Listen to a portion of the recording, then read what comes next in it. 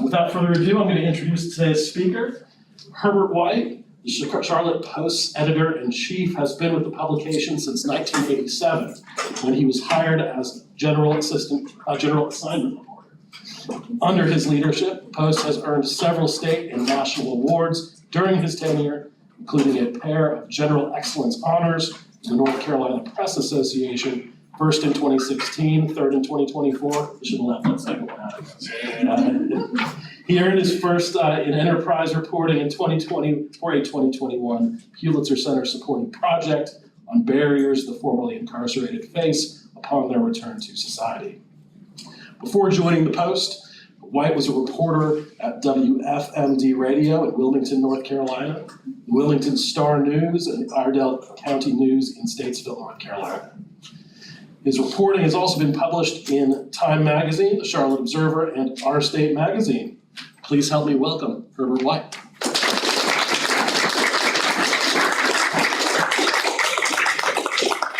Good afternoon, everybody. Thank you, Chris. That was my job for you.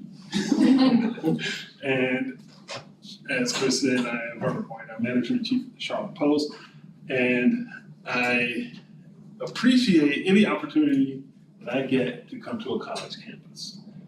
This is a place of learning and honor and scholarship, and those are things that I have lacked some days, but I always find it in places like this. And I appreciate the Pulitzer Center support for bringing us together.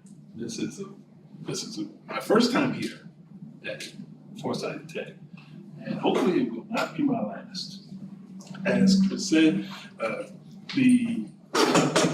our work with Pulitzer has spawned some award-winning work, although we don't necessarily do it for awards, we do it for the public interest. Nonetheless, I gladly took that award from the North Carolina Press Association, and it is hanging on my office wall. That particular series, Life After Lockdown, was based on a supposition that we had at the office.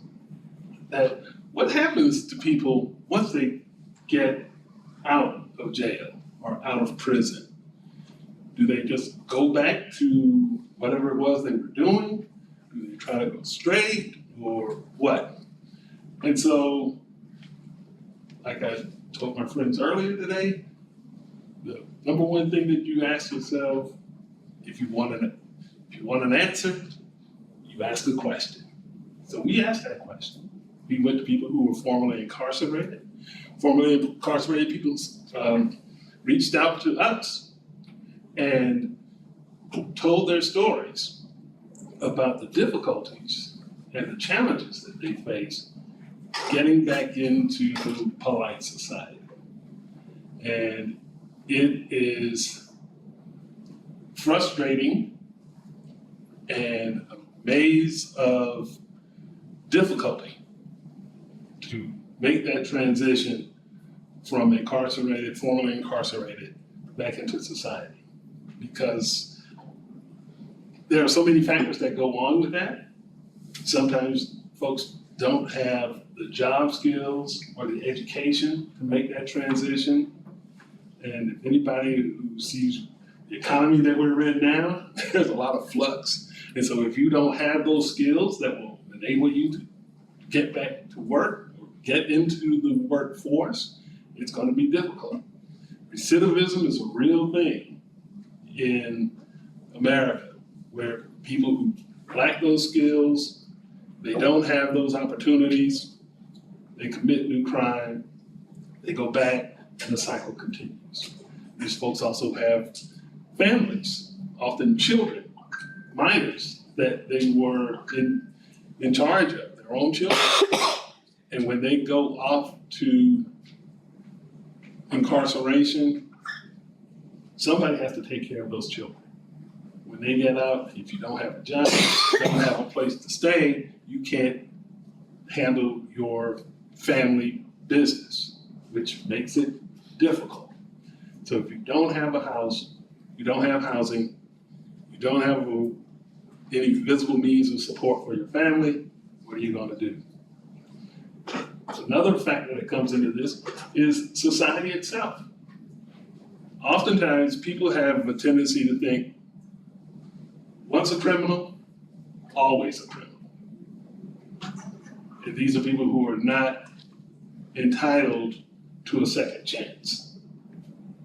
And so we took all of those aspects, talked to people who are advocates for the formerly incarcerated, people who try to help them with job training, education, and help them get on their feet so they can become contributing members of society.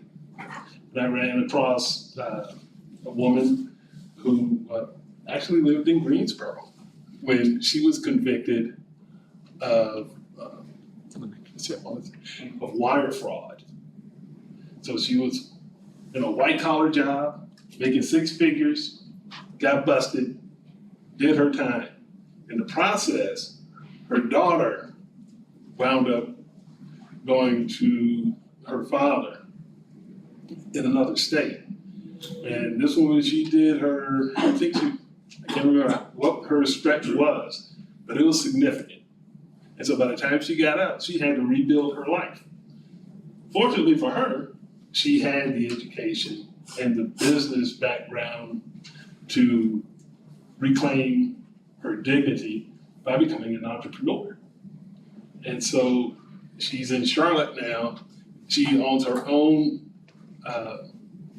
mobile laundry service, making a great living for herself.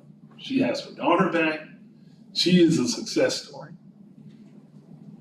Now, whether that makes her rare or par for the course, couldn't tell you today. But there are people out there who are not as fortunate as she is, who have come from different backgrounds and are not as capable. And to us, that's the type of story that needs to be told, because often we don't think about what happens to somebody who's not in our space, whose shoes we've never been in. If you've never been involved with law enforcement or the judicial system, you don't know that life. And fortunately, I don't either, but I was curious. So we put together a little group that went out and talked to folks and got those experiences, those life stories, and it helped us to change our own perceptions of what it's like. Because if nothing else, it forced us to think of it as, well, you know what? There are people out there who have to go through this. And I would dare say very few of us in this room don't know somebody who's been in that spot. And as a result of that, you may not necessarily appreciate what they go through, what it takes to get back into the good graces of society and not get caught up in the trap of repeat recidivism. So that was the type of story that we felt that people needed to know more about. And that led to a series. We did the written articles, posted them online, did video as well, and helped to tell that story as fully as we could so that people can get a better idea. When you look at folks who are coming from that situation, there's a story behind these folks. They have lives that deserve respect. And that's not excusing anything that they may have done in their past. But now that they've done their debt to society, why does society make them pay all over again now that they're out? And that's what we uncovered in this series. There is a second price to be paid for a conviction.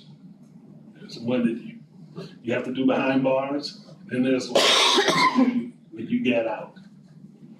And so that was the thinking behind telling that story and why we thought it was important that people understand that so that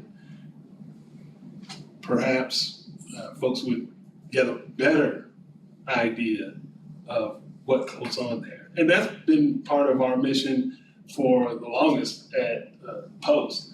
And a little bit about the Post in terms of background. The Charlotte Post has been around since 1906. So it has a long legacy. It is geared primarily towards the Black community, although 30% of our readership isn't Black. And to me, that says that the journalism itself carries the day. The reporting is geared to helping people understand what's going on in the community that we all share in Charlotte. And a lot of what we've been doing also relates to North Carolina, because in the instance of the Life After Lockdown series, incarceration is a state function. So you could live in Charlotte, or Winston-Salem, or Wilmington, or Oak Brook, and the state of North Carolina is responsible for you if you've broken the law and been convicted of a crime. So that's part of what we do as a publication. We help folks connect with stories that they wouldn't necessarily hear or read or see in mainstream media. And as the technological revolution has fully engulfed the media ecosystem, we have many more platforms to tell these stories these days. So post podcasts, we do video, and of course, good old-fashioned word-for-word print journalism.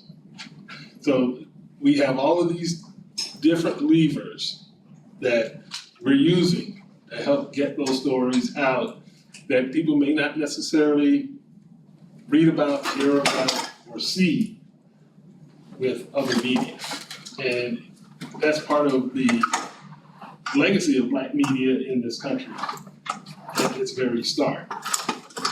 Originally, it was to give voice to anti-slavery movements in this country.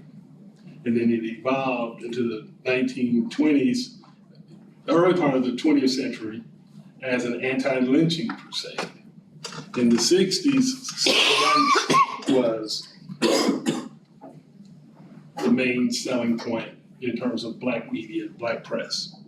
Today, things have changed quite a bit in terms of the technology and the issues. Now you're talking about policing in communities of color specifically.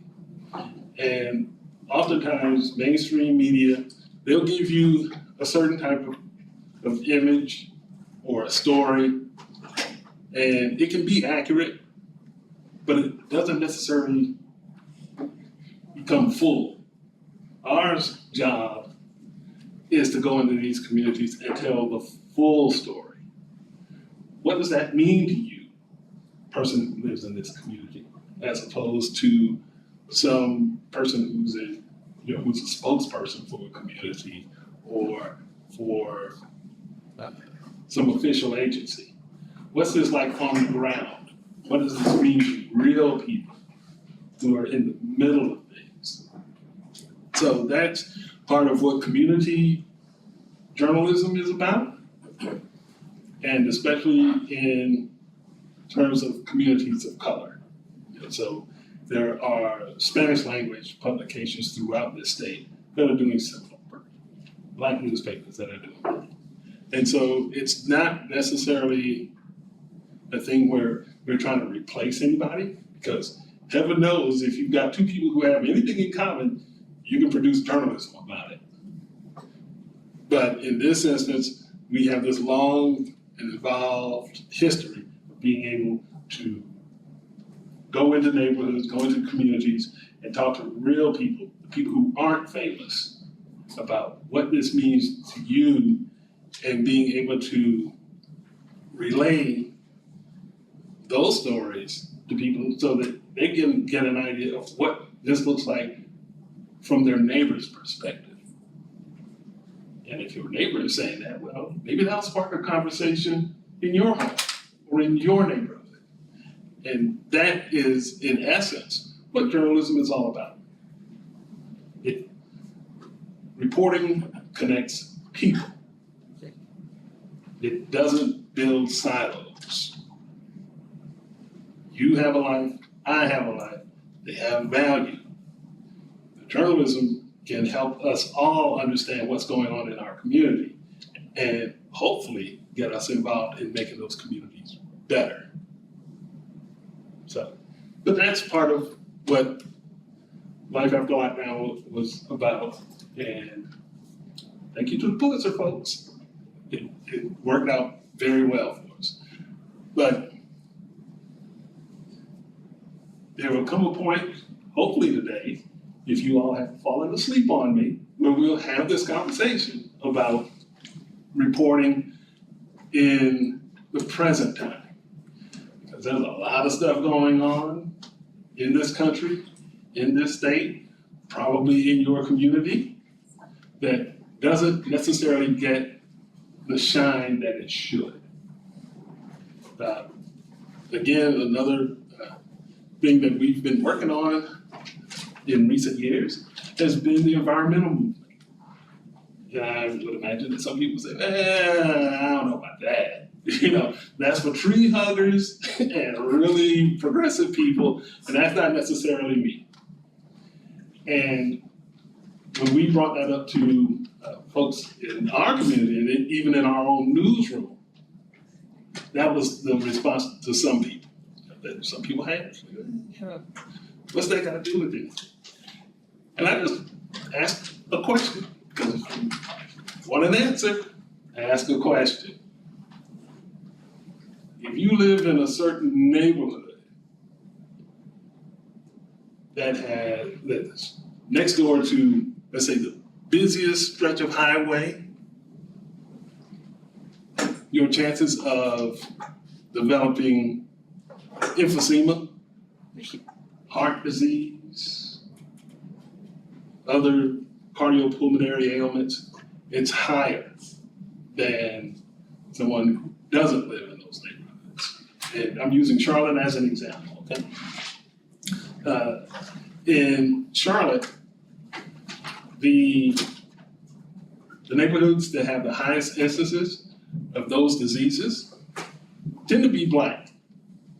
And they also tend to be next to interstates. Interstate 77, Interstate 85. How many of you have ever been on those stretches in Charlotte? So you know what I'm talking about, right?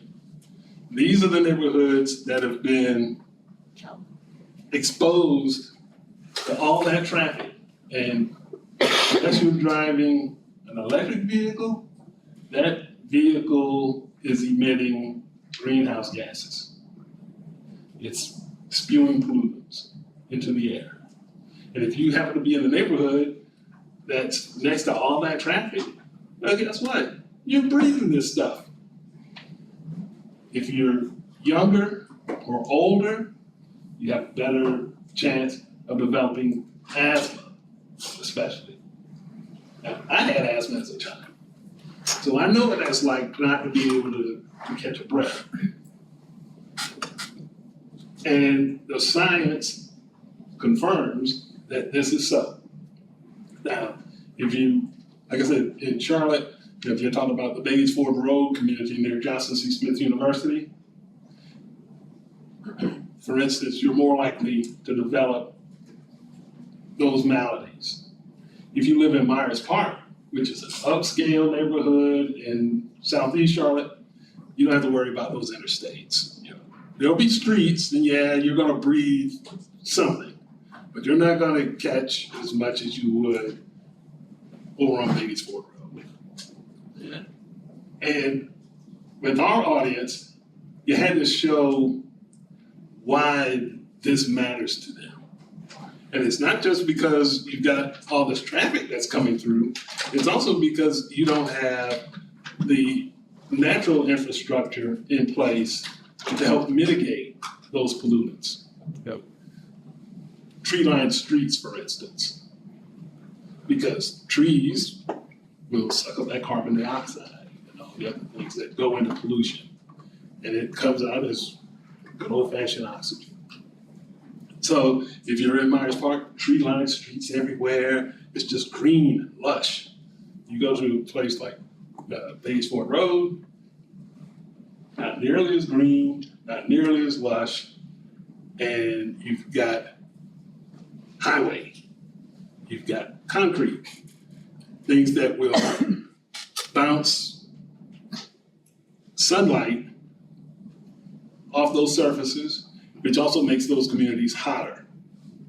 And so that's climate change happening in real time, in real places, where something as simple as planting trees would make life better and health better for an entire community. And so sometimes you just have to use that voice and say, you know what, you haven't thought about that, but we have. And this is what it means to you. So that if you want to live a better life, it's our job as reporters to help people understand what's at stake. Because often, if this doesn't show up somewhere in your newspaper or online or your favorite social media spot, don't ever, who will know if no one tells it? And that's what we do as reporters. And for those of you who are here and maybe have aspirations of doing journalism, that's what I implore you to do. Lift your voice up, ask that question. Go out and find people who will give you answers. And not only hold power to account, but yourself. Why isn't our community treated better than it is? What needs to go into this to change that dynamic? That's what journalism does. So I've done the talking for now. Questions. I love questions. Yes, sir. Do you ever find it difficult to relay information without seeming paternalistic or overly judgmental?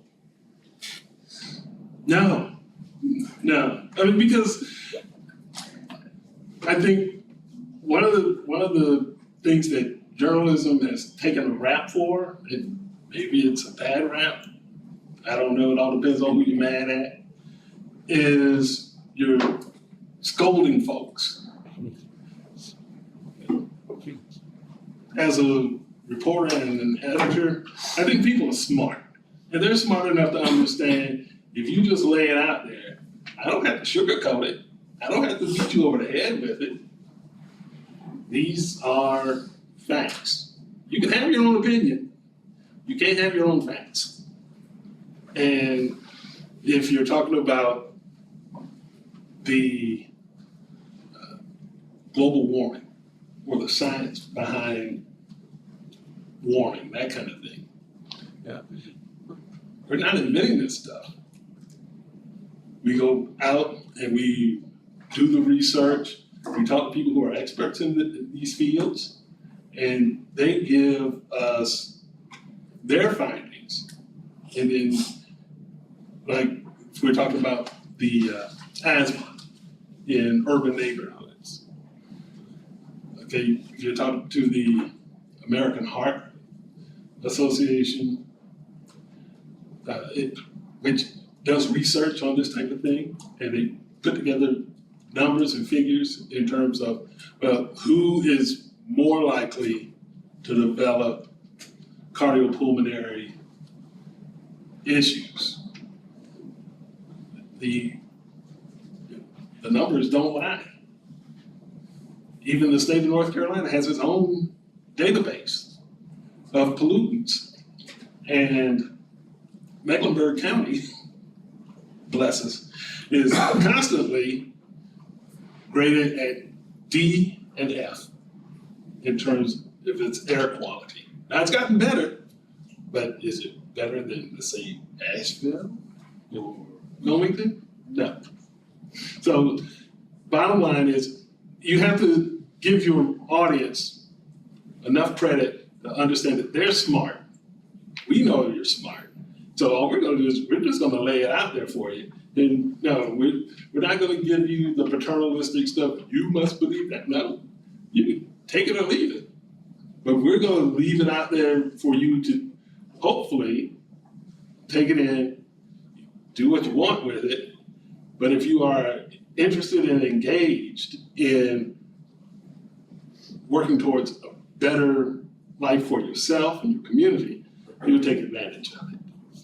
Yes, ma'am, you had your hand up.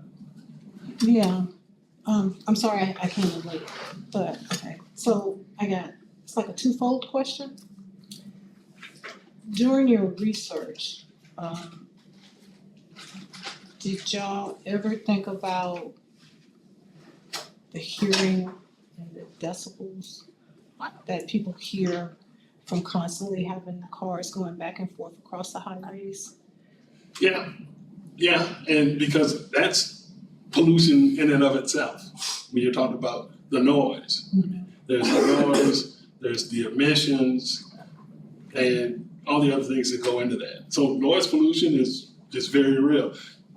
In our communities in Charlotte, when new construction is being done with roads and things like that, there are also sound walls that go up around those construction sites, and they're permanent.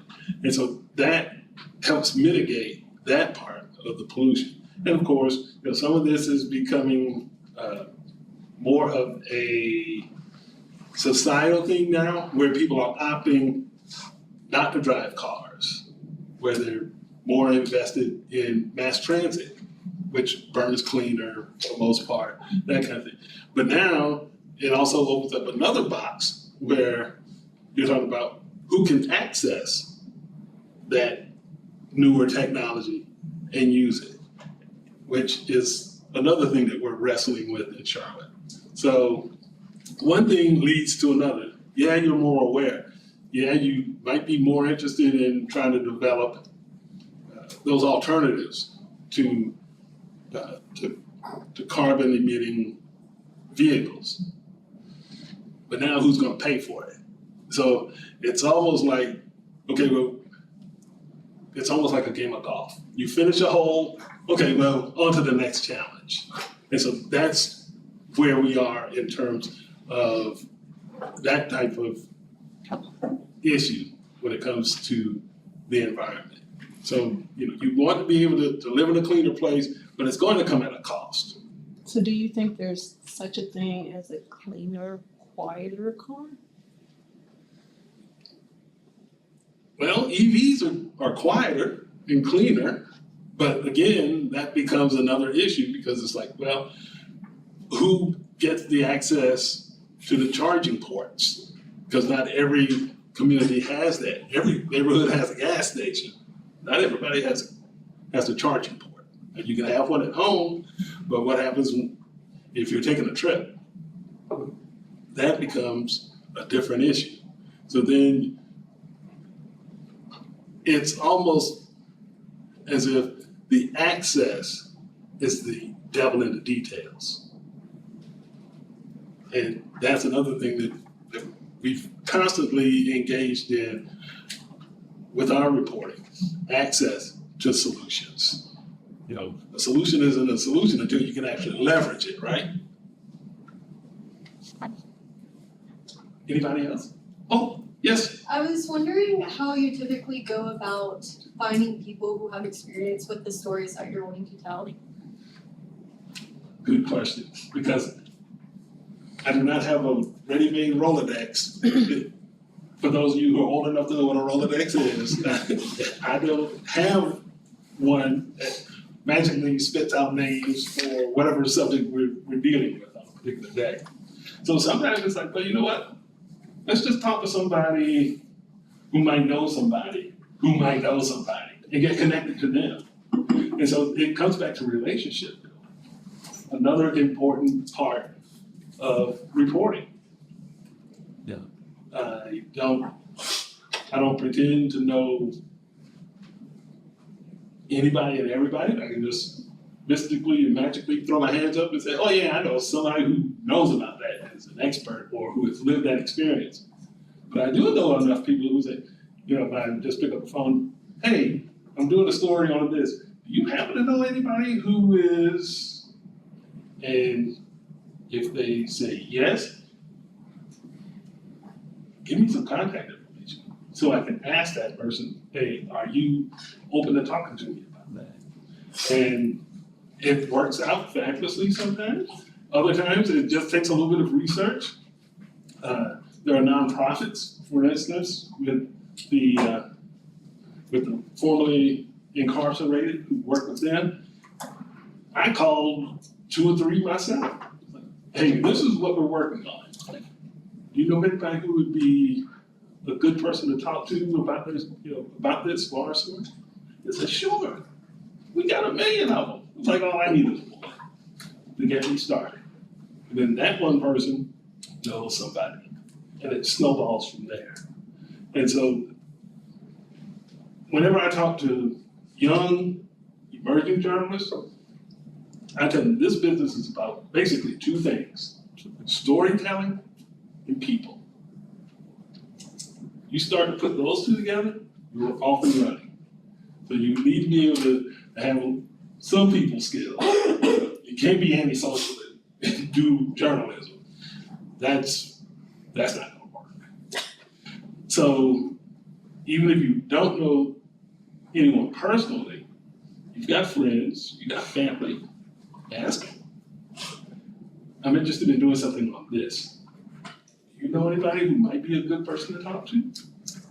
And we all know somebody who can hook us up with. Somebody who knows somebody that you can do this kind of reporting. Yes, ma'am. So Forsyth Tech has been doing a lot of work both with currently and formerly incarcerated folks. And we do a, once a semester, we go to the local prison and try to help some of the folks who are about to transition, let them know about what Forsyth Tech offers and how we can help them and local resources.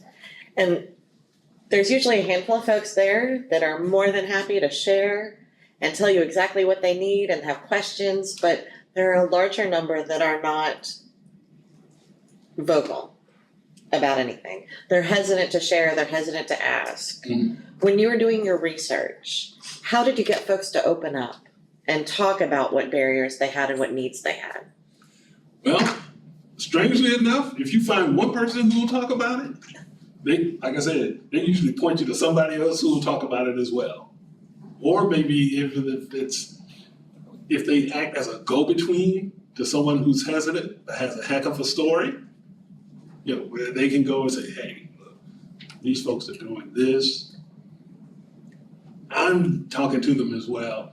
You don't have that, you don't have any reason to fear what they're going to be up to. And so, again, you may need to leverage some people skills to help folks understand, I'm not in this to run you over or paint a portrait that is anything less than accurate. I'm not saying you need to suck up the folks, but you will need to tell them, look, I'm just here to paint as full a picture as I can. So it's not a matter of, now we're not looking to run you over or anything like that. We're just here to try to, to give you an opportunity to share your story. And if all else fails, I'll tell them this: your story could help somebody else. Usually that gets them over the hump. Yes, ma'am. And I don't know if I missed this in the beginning or not, because I was late. I apologize again. Well, we're gonna catch you up. I think. Were you ever incarcerated? No. But I've known plenty of people who were and are. And like I said before, I've seen what that looks like, and it is not easy.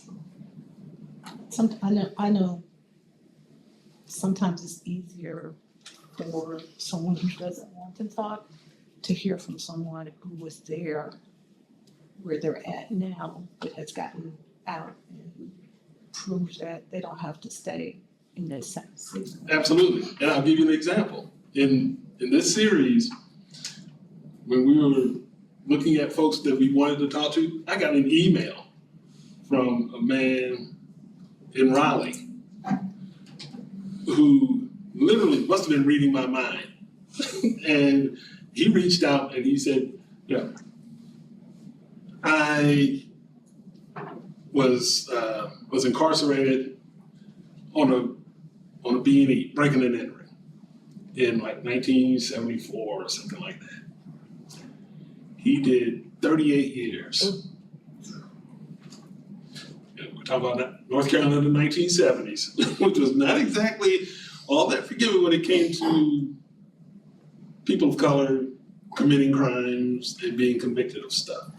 So for something that was relatively petty, he did a lot of time. And when he finally got out, he had, in the meantime, he took college correspondence classes, got his GED and did all the right things, got out of prison and couldn't get a job that wasn't on the lower end of the scale. College degree, certificate, and all this other stuff, still couldn't get it. He had to get a job, I guess it was had to have been a virtual type of job, as a counselor out in Washington State. And he's in Raleigh and working out in Washington State. So it was a virtual type of thing. He wasn't complaining. He was just glad that somebody had taken a chance on him. And so that story was so compelling after doing all that time, and you can't get a job in the community that you came back to, unless it was in fast food or something for minimum wage, after doing all that self-improvement. It was just a compelling story. It's like, you're the answer to my prayer.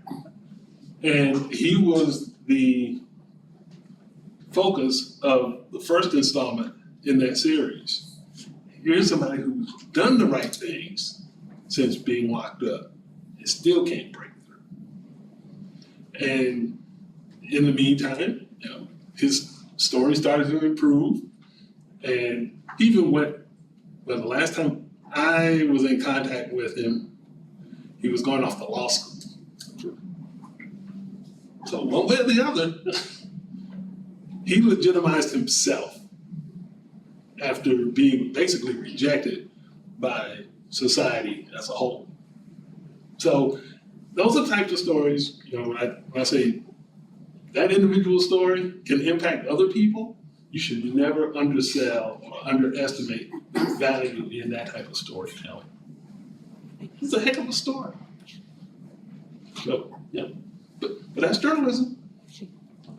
Oh, you have a question. So I think you're talking about sort of the gentleman who made me want to ask the question I wanted to ask. Do we have data on how much getting a degree post-incarceration improves a person's chances of getting hired? And then do we have data on how much more of a salary they make when they do get hired? So I know you talked about how a lot of them can only make $10 an hour, even if they are able to find a job. So do we have the data to say the impact of education? I have not run across that. Perhaps it does exist. I would think that, well, without knowing for sure, I couldn't say. But I would imagine, based on the people that I talk to, that's a very tall hill to climb. So I don't know if earning a degree necessarily helps as much as we would think it should. But going back to the series, the thing that I was struck by with all of these folks is whether it was the gentleman in Raleigh or the woman in Charlotte, there's an entrepreneurial streak in these folks too. And so I think that they came to the conclusion, why try to land a job when you can own the job? So entrepreneurship is the angle that a lot of these folks are going to. And colleges are helping folks in that space. Believe it or not, law enforcement is too. the Mecklenburg County Sheriff's Department, for instance, has programming that helps folks earn their GEDs and get the job training experience that they need, not only to go out into the working world and maybe landing a job, but to start their own businesses. And in America, you know, entrepreneurship rules, right? So why ask for a job when you can create your own? And so that was the message that we got from a lot of these folks too. Yes, sir. When it comes to doing these public speaking events, because I assume this is the first one you've done, right? No, What is your goal? Is it to help inspire people to want to get into positions of government or politics so that they can make laws or changes to society that way things can get better, such as the thing you mentioned, electric cars and hybrid cars would be in that same sense, where every city block pretty much, and even smaller villages or neighborhoods have a gas station, but not many have actual power stations to power these alternatives to, you know, gasoline. yeah. That's a two-pronged question to me. As a journalist, I am the Raja of reporting. My job is to get you excited. If you're a journalism student, want to be a journalist, because you don't necessarily have to have a college degree to do this. Now, let's say that. It's okay. but some of the best reporters ever didn't necessarily make it in journalism in college.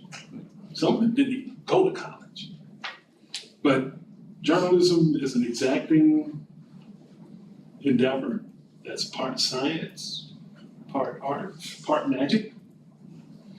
And for me, when I get in front of a group like this, I'm going to extol the virtue of journalism, because journalism can change the world in ways very few other things can. It can make people mad, it can make them cry, it can make them excited. Journalism can elicit emotion out of folks.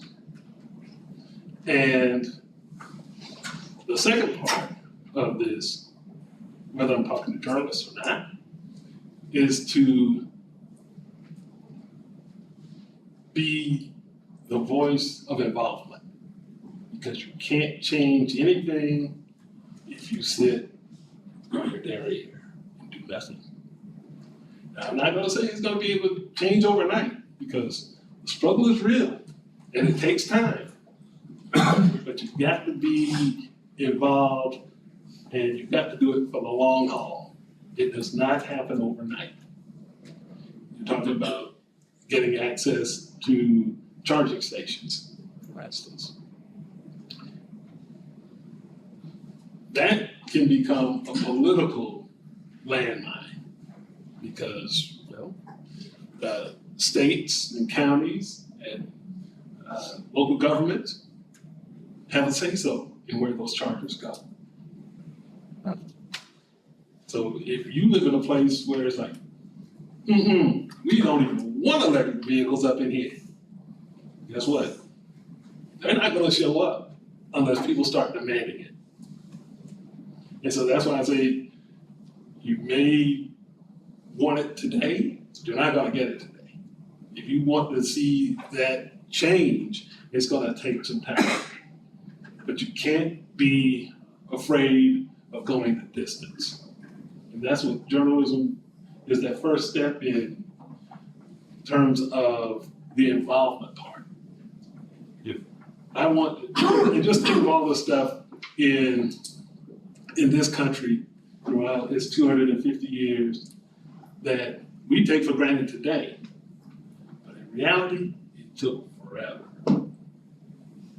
relatively speaking, in terms of the human lifespan. Let me ask you a question. And it's only going to be for a certain portion of this room, okay? How many of you are women? All the women, all the ladies, put your hands up. Put them up high so I can see. Well, okay. I guess At that height, it'll have to do. When did women get the right to vote in this country? It's not a trick question. It actually exists. 1920. That's 105 years ago. Some of you may have relatives who are alive today couldn't vote because of their gender when they were born. And if you go back to that, the women's suffrage movement was something that was started probably, I want to say 60 to 70 years before that. Women were out here agitating for the right to vote for generations before women could actually vote. How many of y'all are black? Put them up. Okay, all right. You know, in the South, in the southern part of the United States, your right to fully participate in elections didn't happen until 1965. Black folks were out in the streets and raising all kinds of grief way before then to have the right to vote in an election in this part of the United States. So when I tell you it's not gonna happen overnight, I mean that. It's not gonna happen overnight. But you have to be committed to doing what you need to do to at least put it out there that I'd like to see this change. And if enough people feel the same, this stuff will change. Whether it's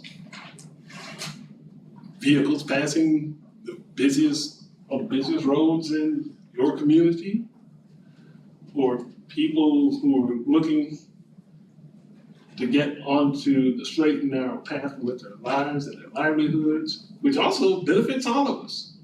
Because people who are working pay taxes. People who don't, we gotta take care of them some way or another. So doesn't it make sense to be as productive and efficient as a society as possible? Maybe not everybody agrees with that. I just have a sneaking suspicion you do.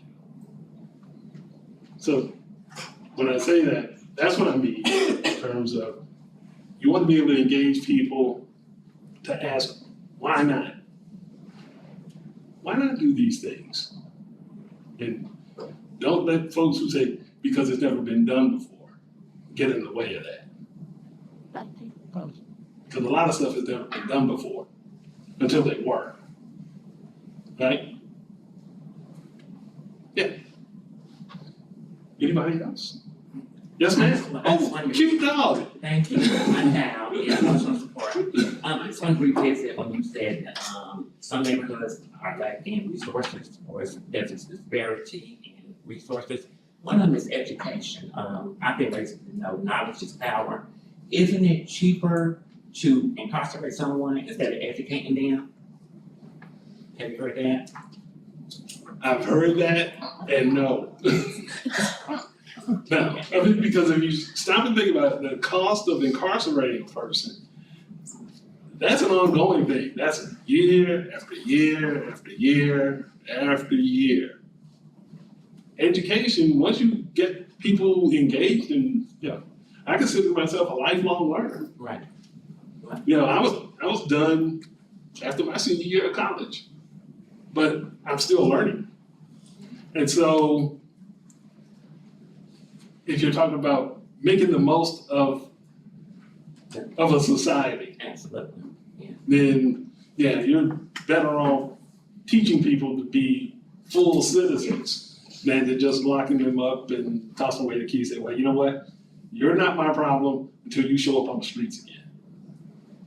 And another thing as far as resources, in urban communities, you wouldn't see a Whole Foods. The food, some people eat processed food, is of course worse than whole food. So in most urban neighborhoods, you don't see any vegetables or fruits and vegetables, or they're not suggested to eat fruits and vegetables.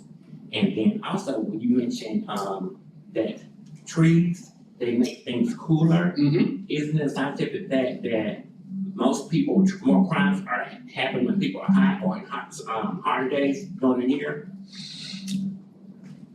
Ooh, that's a lot to unpack. I mean, I'm just saying the disparities. Yeah, well, And you need the resources, I mean, Sure, sure. I mean, because part again of what we do as a publication is we talk about those disparities in neighborhoods. You know, and in urban neighborhoods, it is, you're right, you're not gonna find a Whole Foods. Probably not gonna find a Publix, you know, that kind of thing. And you will find less healthy food in neighborhoods that don't have full-fledged, full-service supermarkets. And part of that is, again, because of a stigma in terms of, okay, the lower income people, they don't have the money to spend on our goods or services. That's not fair by any stretch of the imagination, but that's the American way. I was just reading more nutrient foods, and they help you think better. You're more confident. Absolutely, absolutely. Calm. And processed foods, of course, they do the opposite. So, Yeah. I mean, Yeah, and so that's part of what we've done in terms of our mission, in terms of pointing out those disparities. And again, using my hometown as an example, there are still food deserts in a place like Charlotte. Now, Charlotte is awash in money, but it's not even, it's not equal. And those who have tend to congregate in certain communities. Those who don't are left in certain communities until something like gentrification comes along. Now, when you gentrify a community, you are basically raising the standard of housing and that tax value as you go along. The other side of that is you're pushing the folks who don't have money out because they can no longer afford to live there. And so when those poor folks are pushed out, guess what else moves in? Whole Foods, Publix. Those types of services and businesses that will cater to folks with deep pockets or deeper pockets, let's put it like that. And so part of that, again, journalistically speaking, you got to ask the question, why are you doing it with these folks and not those folks? And the brave ones will tell you exactly why. But generally, you know, if you're running a corporation, no, we just rather not tell you about that. But there are other people who will tell you that. They will tell that story.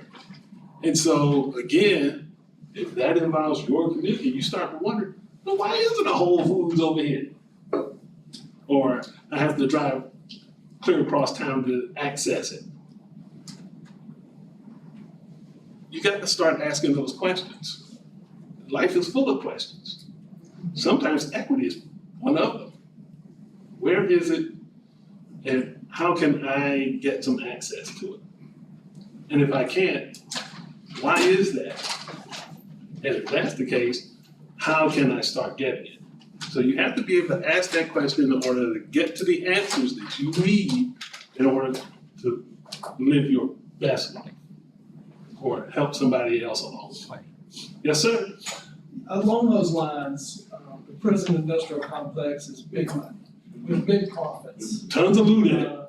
Especially on the, now when they're trading on the New York Stock Exchange. Mm-hmm. So my question is, in what ways, if any, have you discovered that the prison industrial complex impacts incarceration rates and public sentiment regarding life after incarceration? You know, I've not done that research, but it might be worth it to revisit that and just ask that question, because there are plenty of for-pay prisons right here in North Carolina, for instance. And we've tackled a similar track to that. It's called the school to prison pipeline. And we haven't done for-pay prisons yet, but we do know that there's evidence out there that says that your reading level, something as simple as your literacy as a child, will impact where you wind up as a young adult or as an adult. Because by third grade, if a child is behind on reading level by that stage, it increases their likelihood of winding up behind bars.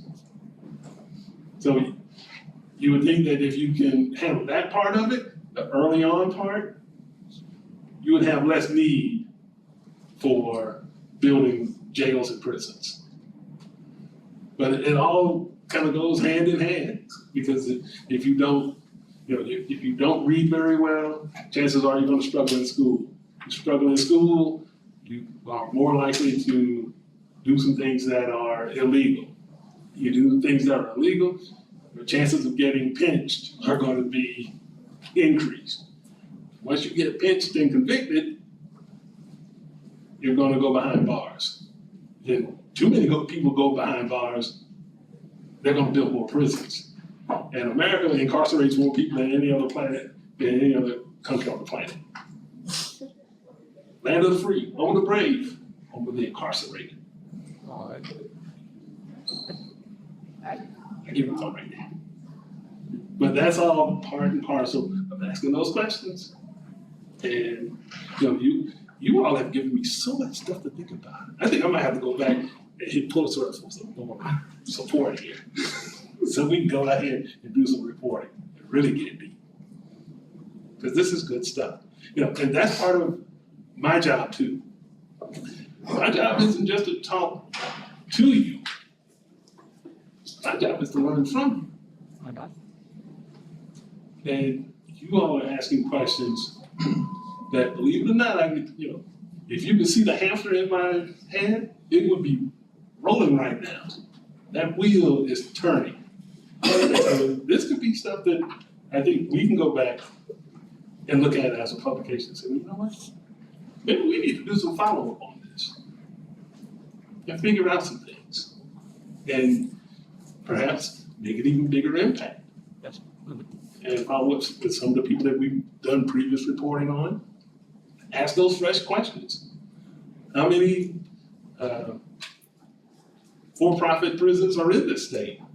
And who's in it? And why is mass incarceration so popular in a country that is supposedly, you can give people second chances, or maybe even a first? That's to be determined. No one else? Oh, man, okay. Let's get moving. I was wondering if you could speak to bias. There's certain people, certain shades of orange that like to claim there's bias in the media, and I wonder how you feel about being unbiased, how they're trained to be unbiased as journalists. That's a question that I'm hearing more these days. I don't necessarily buy into the bias part of it, because I think we all have our own thoughts and preconceived notions about things. But if you are a journalist of any sort, if you have real professionalism, you put all that other stuff to the side and you will ask yourself some basic questions. One is, why should anybody care about what I'm reporting or what I want to report? And B, let's be ready to talk to people who we may challenge our preconceived notions. Blue might be my favorite color. If I could talk to somebody who's like totally into red, it's like, well, you know, I can still like blue. That can still be my favorite color, but this story isn't about me. So that's where I think that people will misplace bias for something that's insidious that will automatically leak into your reporting. No, what I think doesn't matter a hill of beans to what I'm about to report. The story isn't about me, it's about you. If you're my source, and I know that you might be a rabble-rouser of the highest order, doesn't matter to me, because you have a story to tell. I think it would be beneficial to my reporting. People should hear stuff that, you know, perhaps they don't agree with. That's okay. That is what journalism should be about. Not about the reporter. I tell my young reporters that all the time. That story isn't about you. It's about them. Help them out by giving them the fullest example of your reporting skill. Talk to people that make you uncomfortable. You get okay. You get through it. It's good. Okay. I saw some other hands. Oh yes, right here. So where would we be able to find the after lockdown things? Oh, I'm glad you mentioned that. You can go to thecharlottepost.com and under the tabs at the top of the page, I'm not necessarily one to use a phone. I like using computers. But you'll find tabs, and under the news tab, you'll see Pulitzer. And that will take you to all of our Pulitzer Center related reporting. 4 series that we've done with Pulitzer folks. We're getting ready to launch a 5th. And this one will be on Black farmers, another quickly disappearing group in the United States. Now, I know you ask yourself, does Charlotte even care about farmers? Because farmers are, you know, kind of rural folk, kind of rustic out there in the middle of nowhere, doing whatever they're doing. No, they're actually farms, working farms in Mecklenburg County. And that's where we're gonna make a stop at a farm that's owned by this family who have just launched their farming careers, I guess, in the last decade or two. So, interesting story. And they don't come from farm families. So they're winging it and killing it, as a matter of fact. But that's part of the series that is to come. But enough about that. We'll see how that one turns out. Yes, sir? Based upon previous statement about reading, do we have any reporting about how the prison industrial complex lobbyists are impacting the Department of Education policies? I haven't seen that. I can't say that that's, you know, whether that's true or not, but I don't know. I mean, I couldn't say I have my suspicions about that or anything, because I've learned to never say that will never happen. Now, maybe 20, 30 years ago, I might have said that. Why would they even care? Now I'm not so sure. And I don't know if that's just me maturing, or maybe I've just seen enough to understand you can't put anything past anybody these days. Yes, ma'am? Journalism and AI. Mm-hmm. How do you feel about, should AI be used more in journalism, or does that take away from the journalist's story? Does it make it believable by using AI? I'm glad you brought that up, because that is a raging debate in journalism circles these days, AI is a tool. It's no different to me than my computer. My computer helps me write, but it doesn't write for me. AI might be able to, and just to be totally clear on it, we all use AI to a certain degree. I used it to find this campus today. I'd never been here before. But Google Maps, that's AI. You ever write a paper and your spell check kicks in? That's AI. In terms of the journalism itself, I use AI. I talked to my young colleagues over here earlier today about Otter, an app that will transcribe and record conversation. But now, since Otter is AI, I don't depend on it any further than I can toss it. Because if you have an accent, if you talk really quickly, if you slur a word, Otter's gonna think of a word to put in place of it. It may or may not be the right word. So that's why the humans need to be cognizant of those realities and be ready to correct the AI. And so when I do interviews with Otter, and understanding that sometimes I might break into my little southern drawl or whatever, you have to be able to go back and confirm what you heard and what Otter wrote can be two different things. And if it happens at a crucial junction in a conversation, it can wind up getting you sued. So you really need to pay attention to what you're doing. But to answer your question, AI is a tool, nothing more, nothing less.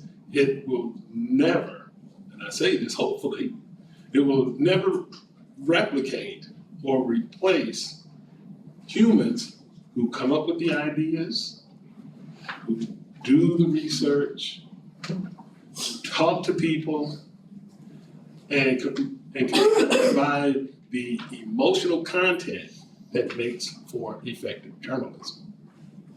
So if you wrote an article, would you put it in AI so it could clean it up? Well, that's going to happen automatically because for instance, my word processing platform of choice is Word. But it's not perfect either. I just use it to catch the occasional misspelling. It's not like I'm gonna butcher stuff on purpose. So I will let it flag words that it believes may need some adjusting or changing or whatever. Sometimes it's right, but it isn't perfect. So I have to go back in there and confirm, yes, that is the way that it's spelled. Or, oh, I totally killed it. I need you to go change that. And so that is, if you're talking about, well, AI, will I allow AI to write a story from beginning to end? No way, because my name is on that byline. Now, if AI wants its own byline, it can do that. But since it's my name, my reputation at stake, no, I get the final word on how my words flow. Yes, sir?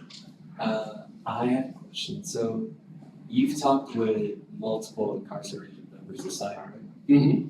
So after speaking with them, have you ever thought perhaps our society should move more in a direction towards reforming incarcerated members of society and trying to change their image throughout the public system, similar to how they're using it in a few European countries such as Sweden and Norway, I believe, where they focus on reforming their prisoners and reintegrating them into society as skilled labor rather than them just being stuck trying to figure out whatever happens next and possibly getting thrown back into prison because they can't properly fit in society and they have to go back to prison.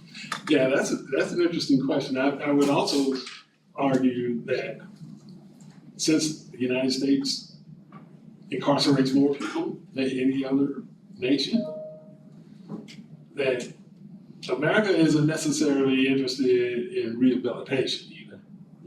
It's more interested in punishment. Yeah, and that's not to say that it's not warranted in some instances or in many instances.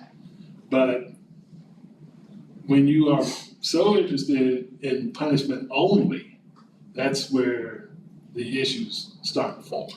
Because then we become a society that's interested only in punishment, not even giving people an opportunity to make amends and become full-fledged citizens.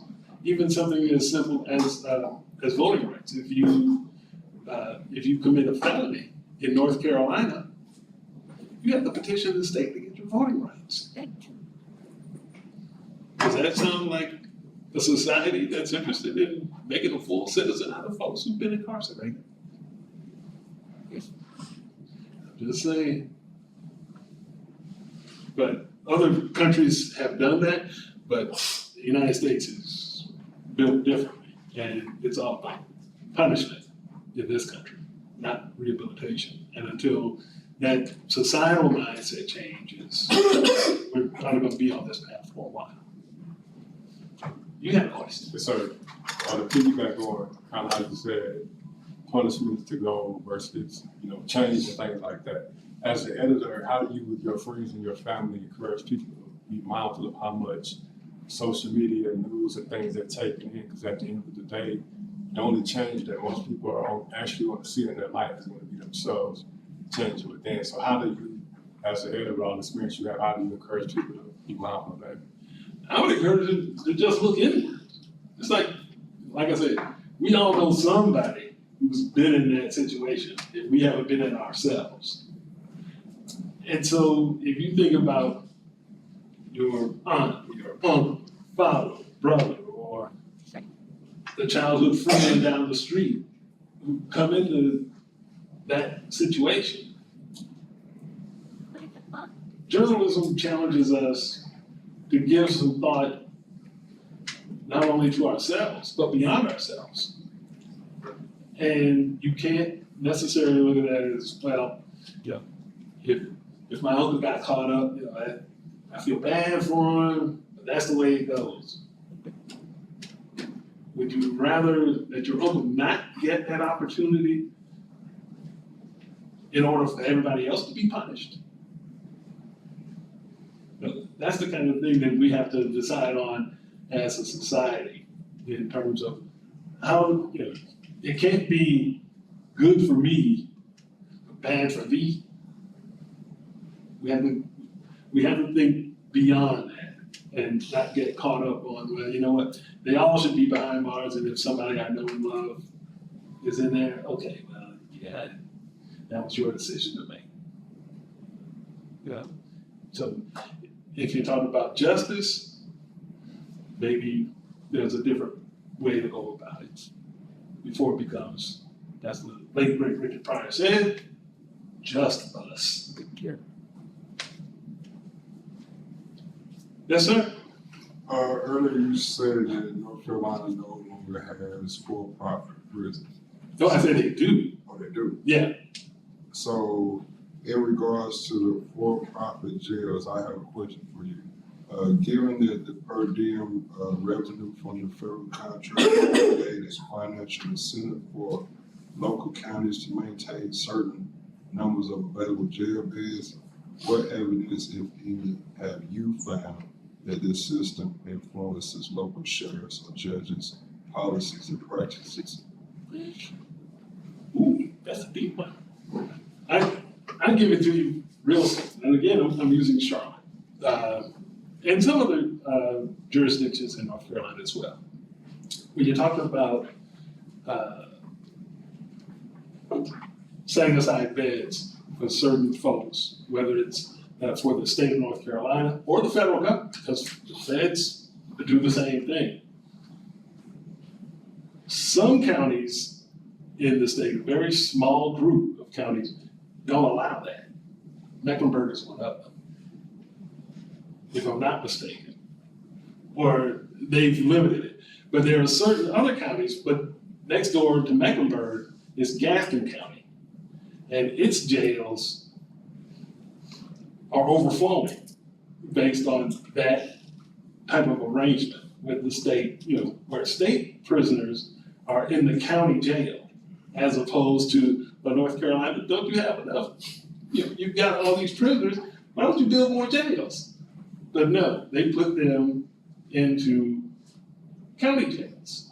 And so there's certain jails, certain counties in the state that will gladly take those inmates strictly for the money. And ultimately, we're all paying for it. But it goes back to the premise that this country is convicting so many people so quickly. You've got this mass incarceration problem, and it's now profitable not only to build prisons, but to convince sheriffs across the state, take our issue with you as well. We'll pay you for it. Yeah. Again, where's the justice in that? Yes, sir, another news. Not really a question, but I've got some information on that. So most of these for-profit prisons will set deals with the state where they have a minimum amount of prisoners that have to be given to them. And if states don't make that quota, they can get fined for a lot of money. So a lot of judges and stuff like that will actually face pressure from their own government to fill these quotas for imprisonment. Yeah, and back in the 90s, you started to have this spike in incarceration that went along with the establishment of maximum minimums, I think it was, that kind of thing, whereas like if you committed a certain type or class of crime, you automatically were sentenced to at least this. And so when those mandates started to go out, you couldn't get less time for good behavior or whatever. You're like, you're gonna be stuck for quite some time, minimum amount of time, maybe even the max, depending on how you worked out behind bars. So that introduction caused mass incarceration to spike in this country, and it hasn't really abated 30 years later. So there is a real correlation between that type of mindset that is now law, it's codified, and what we see now in terms of what goes on with the inmate population. Ooh, another one, welcome. Hi, I was wondering, so when you were talking about earlier about how the highways and how their communities built right beside it, and the gas is creating problems for the people who live there, I was wondering if you felt that lesser privileged people in those communities are, I would say, more likely to be incarcerated than someone who's in a higher, more well-off community compared to those. Well, chances are, yeah, because desperate people do desperate things. If you stop and think about it, if you look at, I can't give you exact prison numbers or incarceration numbers, but if you're talking about people who have less education background, lower literacy level. Okay, so we're all taught or pushed, get a job, right? But if you are not in a position to do that, you're hanging around, you got nothing to do, but you need money, because we all need money. So then what's the next thing you're gonna do? You're gonna do whatever you have to in order to get that loot, right? So one thing leads to another. And so that's why a lot of instances, education needs to be improved to keep folks from getting into that pipeline. You need better housing, because people who are homeless, things happen to them, not only with their mental health, but obviously, work and the other things that go into that. And a lot of times, these folks will also wind up behind bars for no really good reason, other than they're homeless or have a mental health issue. So there are a lot of different pathways that lead to the jailhouse. And again, you all have brought up some stuff that hamster is turning that wheel today. And I appreciate that.